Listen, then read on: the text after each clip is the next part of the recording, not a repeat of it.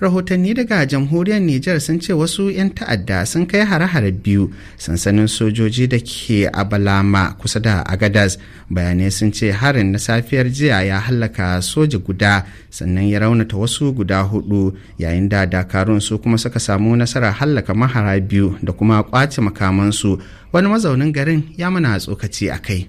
To ba za a rasa abubuwa da yawa irin na firgici da rashin kwanciyar hankali da abubuwa iri-iri, musamman abu aka ce ya shigo cikin gari, mutane ba su saba ba san komi ba sai sun ga irin wanga abu, kaga ai za su jin tsoro, za su samu abubuwa na rashin kwanciyar hankali iri-iri. Gaskiya abin lokacin da yake faruwa ba kowa ba zai gan shi hankalin shi zamana yana daidai, abu ne wanda ke da tashin hankali. Daga nan a wuraren da ke kusa-kusa kamar sun firgita, sun ta ganin wuta da ƙara harbe-harbe da sauransu, amma alhamdulillahi hankali ya fara kwantawa saboda mutane sun firgita, sun bar wajen da suke a daren saboda jin tsoro da firgici da ake.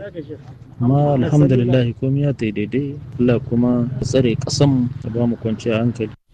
Wani mazaunin yankin da 'yan ta'adda suka kai hari a jamhuriyar Nijar kenan. Wasu majiyoyin tsaro sun tabbatar da cewar a ƙarshen watan Yulin wannan shekarar hukumomin Burkina Faso sun kama shugaban wata ƙungiya mai zaman kanta ta Faransa a Ouagadougou, babban birnin ƙasar, bisa zarginsa da suke yi da aikata laifin leƙen asiri. Majiyoyin sun shaidawa kamfanin dillancin labaran AFP na cewar bafaranshan ne, wato ana tuhumar bafaranshan wanda ke jagorantar kungiyar insu da laifin leƙen asiri ne a ƙasar ta yammacin Afirka. Ruwa da ya yi tsami tsakanin Faransa da Burkina Faso da ta yi wa mulkin mallaka ne tun bayan juyin mulki da suka yi a watan Satumbar shekarar 2022. Dumbin mutane ne suka tsere daga yankin arewa maso yammacin Ghana inda suka samu mafaka a lardin wato Bokani da ke makwabciyar kasar wato Ivory Coast sakamakon rikicin da ya barke dangane da mallakar filaye a tsakanin kabilar Brifo da kuma Gonja. Abdulkarim Ibrahim Shikal na dauke da karin bayani. Rundunar 'yan sandan Ghana ta tabbatar da mutuwar mutane 23 a wannan rikici da ya faro tun ranar 24 ga watan jiya. To sai dai kungiyar agaji ta Red Cross ta ce adadin mamatan ya kai 34 a halin yanzu. Ilyas Tanko, ɗan jarida da ke zaune a garin Tamale, ya ce rikicin ya faro ne a wani gari mai suna Binyiniri. Ba a taɓa samun irin wannan fito na fito tsakanin ƙabilun biyu ba, duk da cewa dukkaninsu manoma ne. Tabbas an taɓa shiga zaman tankiya, amma tun da jimawa an fi samun matsala ne a lokacin rani, saboda saukar dabbobi da ke yin illa ga amfanin gona. Amma nan take za a ga an warware saɓanin. Sama da mako ɗaya bayan barkewar rikicin, hukumar agajin gaggawa ta ƙasar Ghana ta ce adadin waɗanda suka kyaurace wa gidajensu ya zarta 100,000, kuma a cewar Ilyas Tanko aksarinsu sun samu mafaka ne a Ivory Coast da kuma Burkina Faso. 'Yan kabilar Brefo na tserewa zuwa kasashen makwabta saboda su ne mafi rinjaye a kusa da iyaka, sannan suna da kusanci da sauran kabilun da ke rayuwa a can fiye da 'yan kabilar Gonja. A nasu bangaren 'yan Gonja na gangarowa ne zuwa cikin Ghana saboda a can ne suka fi rinjaye. Tun dai ministan cikin gidan kasar Alhaji Muttaka Muhammadu Mubarak ya ziyarci yankin da lamarin ya faru, yayin da ɗaya bangare aka tura ƙarin jami'an tsaro sama da 300 domin wazar da doka da oda. An gaida Abdulkarim Ibrahim Shika.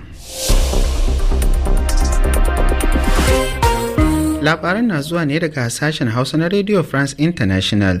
Wata kungiya masu rike da makamai da ke rike da ikon wasu yankuna na yammacin Sudan sun buƙaci ƙasashen duniya da su taimaka mata wajen neman gawawwakin mutanen da suka mutu sakamakon zabtarewar ƙasar da ta biyo bayan mummunan ambaliyar ruwa. Rukayya Abba Kabara na dauke da cigaban labarin. Zuwa yanzu dai an tabbatar da mutuwar mutane sama da 1,000 bayan da ƙasa ta rufe su a ramin da ya samu sakamakon zabtarewar ƙasar da ta faru a wani ƙaramin ƙauye da ke kusa da wani tsauni. Bayanai sun ce mutum guda ne ta ya tsira a ƙauyen na Tasrin da ke tsakiyar manyan tsaunukan Jabal Mara na yankin Darfur. Ƙungiyar SLM wadda ita ce ke rike da ikon yankin tsawon lokaci da kuma yi kira ga Majalisar Ɗinkin Duniya da sauran manyan ƙungiyoyin ba da agaji na ƙasa da ƙasa da su taimaka mata wajen gano gawarwakin mutanen da suka haɗar da mata da ƙananan yara. A yanzu haka dai ƙasa ta binne garin na Tasirin da ke da albarkar noma, kuma har yanzu ana ci gaba da tafka ruwan sama ba ƙaƙƙautawa, abin da ke haifar da cikas a aikin ceton da ake yi. Da yake jawabi, shugaban ƙungiyar ta SLM Abdulwahid Muhammad ya ce a yanzu haka al'ummar ƙauyukan da ke kewaye da garin na Tasirin na rayuwa cikin tsoro da fargabar faruwar makamancin ibtila'in, ganin yadda har yanzu ruwan saman bai tsaya ba.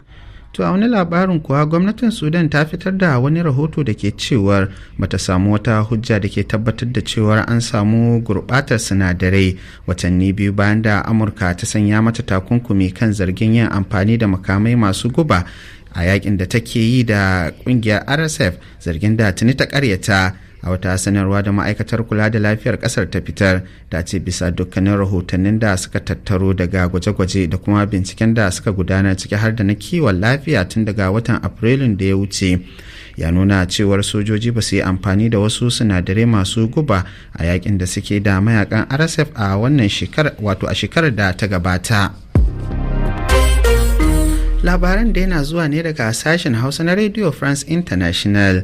A wannan laraba ne kasar China ke bikin cika shekaru 80 bayan da Japan ta miƙa wuya gare ta a yakin duniya na biyu, wanda ya zo ƙarshe a shekarar 1945. Abdulkadir Halad Kiyawa na ɗauke da cigaban labarin. Tun da sanyin safiyar wannan laraba ne sojojin ƙasar suka fara gudanar da gagarumin faretin a dandalin Tiananmen, inda shugabannin kasashen waje da dama ciki har da Vladimir Putin da Kim Jong-un suka halarta. Sama da dakarun sojin kasar 100 ne suka gudanar da fareti, yayin da a gefe guda kuma aka baje kolin sabbin manyan makamai da suka kunshi makamai masu linzami na intercontinental da makamai masu linzami na jiragen ruwa da jiragen yaƙi samfurin J-20 da sauransu. Idan za a iya tunawa, tun a shekarar 2020 ne aka kaddamar da jiragen ruwa na Fujian, wanda suka zarce jiragen ruwan Amurka. Daga cikin shugabannin kasashen da suka halarci taron akwai shugaban Rasha Vladimir Putin da shugaban Koriya ta Arewa Kim Jong-un da kuma wasu shugabannin kasashe 27 da suka halarci faretin. Sai dai shugabannin tarayyar Turai da yawa ba su samu halartar taron ba. Shugaban Rasha Vladimir Putin ya sha alwashin ci gaba da yaƙi a Ukraine matukar ba a cimma yarjejeniyar zaman lafiya a tsakaninsu ba. A lokacin da yake ganawa da manema labarai a Beijing na China, ya ce suna nan suna bibiyar lamarin kafin sanin mataki na gaba da za su ɗauka.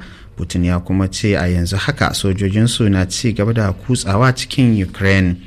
A yayin da ɗimbin jama'a suke kwana a waje saboda rashin muhalli biyo bayan ƙaƙƙarfar girgizar ƙasar da ta afku a gabashin Afghanistan, wata ta sake afkuwa a ranar Talata, lamarin da ya kai ga adadin waɗanda suka mutu 1,400 kuma sama da 3,000 suka jikkata, kamar yadda alƙalman hukumomi suka bayyana.